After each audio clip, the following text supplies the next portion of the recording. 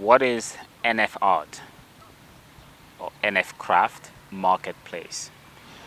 So let's start with the problem. Um, you know, the problem can be spread over three aspects: cultural, historical, and the gaming aspect. Uh, Regarding the cultural and historical aspect, NFTs, or the NFT technology, uh, it has been growing exponentially for the last few years, and I think uh, the Africa overall is missing the opportunity to leverage to leverage the chances or the opportunities that NFTs offers in terms of like addressing some of the deepest cultural and historical issues. So, two sub aspects when it comes down to uh, the cultural and historical direction. The first one is really about how do we use NFTs first of all to educate young people about uh, items, cultural items or artwork that was looted and now is sitting in European and museum all across the world, and that actually belong to them and they're not aware of it. So there's a need to educate them about it, and also um, those there's also a need to figure out a strategy to bring back those looted items.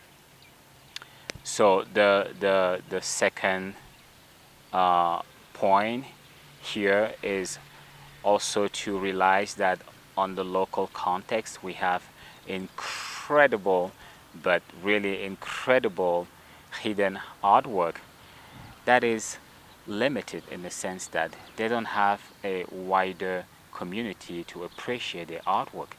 And just as of yesterday, um, as you can see, I got this hat from um, a local artist that has been doing an incredible work. Uh, this is, you won't believe it, is actually made out of banana fiber. So people tend to harvest banana and cut the what do you call it, like the stem, and just throw it down on the floor for it to rot. But this young guy has been able to transform them into something incredibly beautiful. I mean, you can look at it and judge it by yourself. Uh, I usually don't put hats on, but I find myself really loving this, and it's incredible.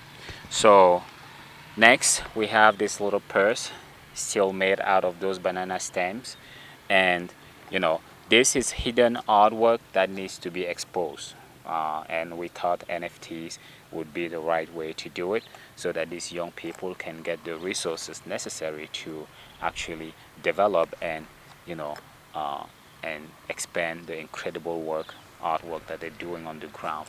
So that's the second aspect of um, of the NF art.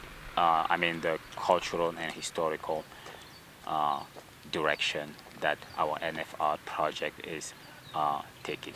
Now let's go to the gaming direction. In the context of Africa, um, we've been playing games, and games are expanding all over the world, as especially like war games. And what we usually see in those games are, you know, uh, main characters using artifacts that don't really have anything to do with local gears in this context that would make more sense or connect more easily with the mental model of the player.